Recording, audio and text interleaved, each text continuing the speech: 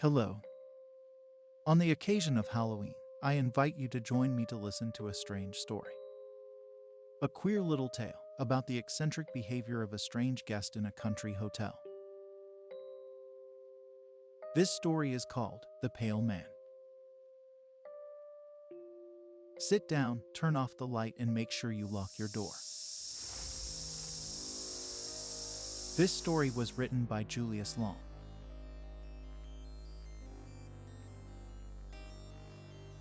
I have not yet met the man in No. 212. I do not even know his name. He never patronizes the hotel restaurant, and he does not use the lobby. On the 3 occasions when we passed each other by, we did not speak, although we nodded in a semi-cordial, non-committal way. I should like very much to make his acquaintance. It is lonesome in this dreary place. With the exception of the aged lady down the corridor, the only permanent guests are the man in No. 212 and myself. However, I should not complain, for this utter quiet is precisely what the doctor prescribed. I wonder if the man in No. 212, too, has come here for a rest. He is so very pale. Yet I cannot believe that he is ill, for his paleness is not of a sickly cast, but rather wholesome in its ivory clarity. His carriage is that of a man enjoying the best of health. He is tall and straight. He walks erectly, and with a brisk, athletic stride. His pallor is no doubt congenital, else he would quickly tan under this burning, summer sun.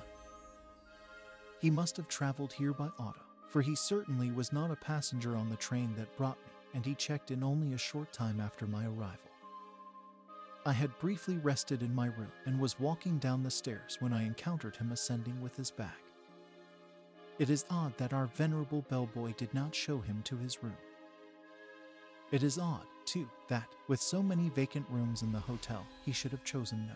212 at the extreme rear. The building is a long, narrow affair 3 stories high.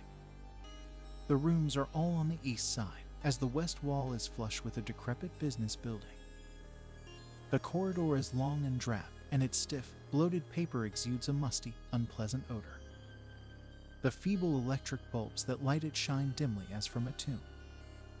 Revolted by this corridor, I insisted vigorously upon being given No. 201, which is at the front and blessed with southern exposure. The room clerk, a disagreeable fellow with a Hitler mustache, was very reluctant to let me have it, as it is ordinarily reserved for his more profitable transient trade. I fear my stubborn insistence has made him an enemy. If only I had been as self-assertive 30 years ago. I should now be a full-fledged professor instead of a broken-down assistant. I still smart from the cavalier manner in which the president of the university summarily recommended my vacation. No doubt he acted for my best interests. The people who have dominated my poor life invariably have. Oh, well, the summer's rest will probably do me considerable good. It is pleasant to be away from the university. There is something positively gratifying about the absence of the graduate student face. If only it were not so lonely. I must devise a way of meeting the pale man in No. 212.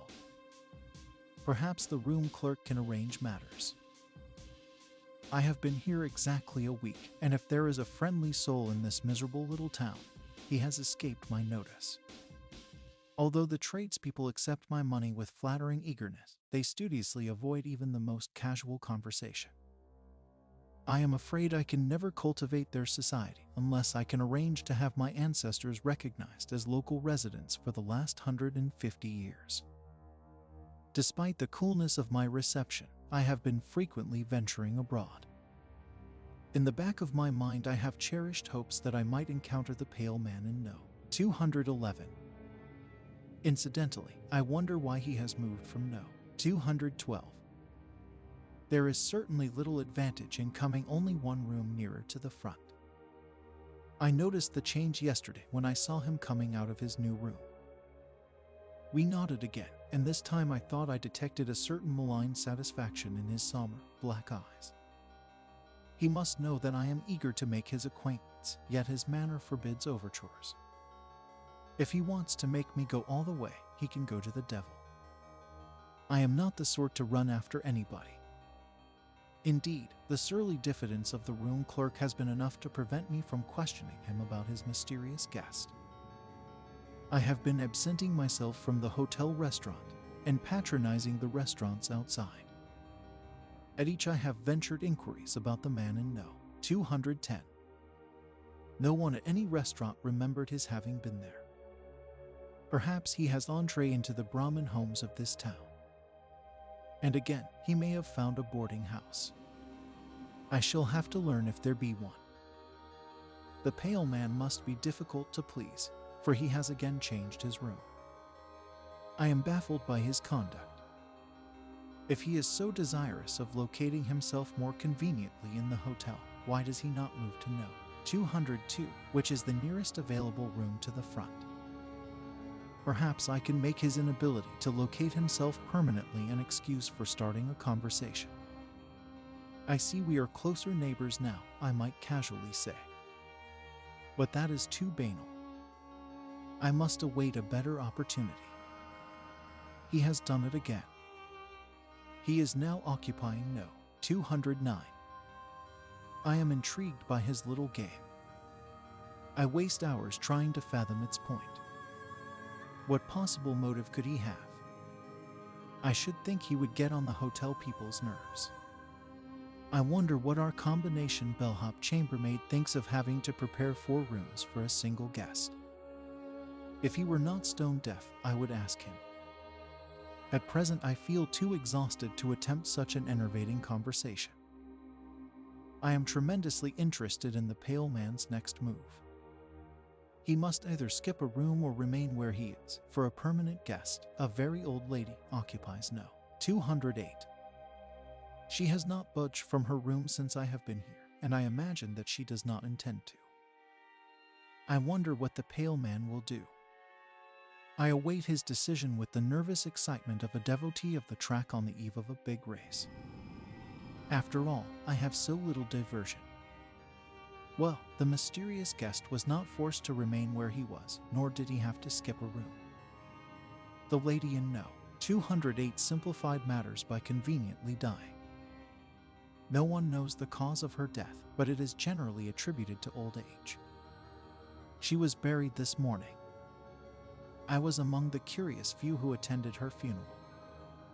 When I returned home from the mortuary, I was in time to see the pale man leaving her room. Already he has moved in. He favored me with a smile whose meaning I have tried in vain to decipher. I cannot but believe that he meant it to have some significance. He acted as if there were between us some secret that I failed to appreciate. But then, perhaps his smile was meaningless after all and only ambiguous by chance, like that of the Mona Lisa. My man of mystery now resides in No. 207, and I am not the least surprised. I would have been astonished if he had not made his scheduled move. I have almost given up trying to understand his eccentric conduct. I do not know a single thing more about him than I knew the day he arrived. I wonder whence he came. There is something indefinably foreign about his manner. I am curious to hear his voice. I like to imagine that he speaks the exotic tongue of some faraway country. If only I could somehow inveigle him into conversation. I wish that I were possessed of the glib assurance of a college boy, who can address himself to the most distinguished celebrity without batting an eye. It is no wonder that I am only an assistant professor. I am worried. This morning I awoke to find myself lying prone upon the floor. I was fully clothed. I must have fallen exhausted there after I returned to my room last night. I wonder if my condition is more serious than I had suspected. Until now I have been inclined to discount the fears of those who have pulled a long face about me. For the first time I recall the prolonged hand clasp of the president when he bade me goodbye from the university. Obviously, he never expected to see me alive again. Of course, I am not that unwell. Nevertheless, I must be more careful. Thank heaven I have no dependents to worry about. I have not even a wife, for I was never willing to exchange the loneliness of a bachelor for the loneliness of a husband. I can say in all sincerity that the prospect of death does not frighten me. Speculation about life beyond the grave has always bored me. Whatever it is or is not, I'll try to get along. I have been so preoccupied about the sudden turn of my own affairs that I have neglected to make note of a most extraordinary incident. The pale man has done an astounding thing. He has skipped 3 rooms and moved all the way to No. 203. We are now very close neighbors. We shall meet oftener, and my chances for making his acquaintance are now greater. I have confined myself to my bed during the last few days and have had my food brought to me. I even called a local doctor, whom I suspect to be a quack. He looked me over with professional indifference and told me not to leave my room. For some reason, he does not want me to climb stairs. For this bit of information, he received a $10 bill which, as I directed him, he fished out of my coat pocket. A pickpocket could not have done it better.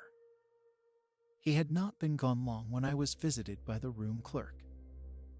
That worthy suggested with a great show of kindly concern that I use the facilities of the local hospital. It was so modern and all that. With more firmness than I have been able to muster in a long time, I gave him to understand that I intended to remain where I am. Frowning sullenly, he stiffly retired. The doctor must have paused long enough downstairs to tell him a pretty story. It is obvious that he is afraid I shall die in his best room. The pale man is up to his old tricks. Last night, when I tottered down the hall, the door of No. 202 was ajar. Without thinking, I looked inside. The pale man sat in a rocking chair idly smoking a cigarette. He looked up into my eyes and smiled that peculiar, ambiguous smile that has so deeply puzzled me.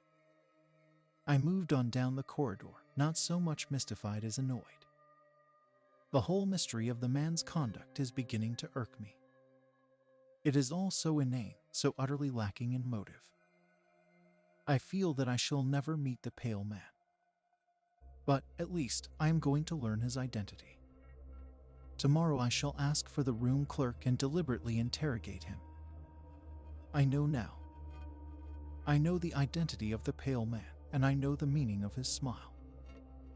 Early this afternoon I summoned the room clerk to my bedside. Please tell me, I asked abruptly, who is the man in No. 202? The clerk stared wearily and uncomprehendingly. You must be mistaken. That room is unoccupied. Oh, but it is, I snapped in irritation. I myself saw the man there only 2 nights ago. He is a tall, handsome fellow with dark eyes and hair. He is unusually pale. He checked in the day that I arrived. The hotel man regarded me dubiously, as if I were trying to impose upon him. But I assure you there is no such person in the house. As for his checking in when you did, you were the only guest we registered that day. What? Why, I've seen him 20 times. First he had No. 212 at the end of the corridor. Then he kept moving toward the front. Now he's next door in No. 202. The room clerk threw up his hands. You're crazy, he exclaimed, and I saw that he meant what he said. I shut up at once and dismissed him. After he had gone, I heard him rattling the knob of the pale man's door. There is no doubt that he believes the room to be empty. Thus it is that I can now understand the events of the past few weeks. I now comprehend the significance of the death in No. 207. I even feel partly responsible for the old lady's passing. After all, I brought the pale man with me. But it was not I who fixed his path. Why he chose to approach me room after room through the length of this dreary hotel, why his path crossed the threshold of the woman in No. 207. Those mysteries I cannot explain. I suppose I should have guessed his identity when he skipped the 3 rooms the night I fell unconscious upon the floor. In a single night of triumph he advanced until he was almost to my door. He will be coming by and by to inhabit this room, his ultimate goal. When he comes, I shall at least be able to return his smile of grim recognition. Meanwhile, I have only to wait beyond my bolted door. The door swings slowly open.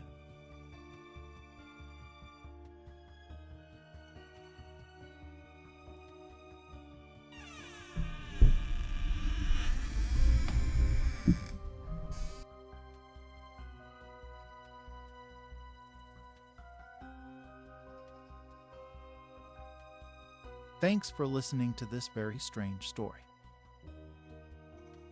Weird Tales, Volume 24, Issue 3, The Pale Man. Wikisource.org. Be careful,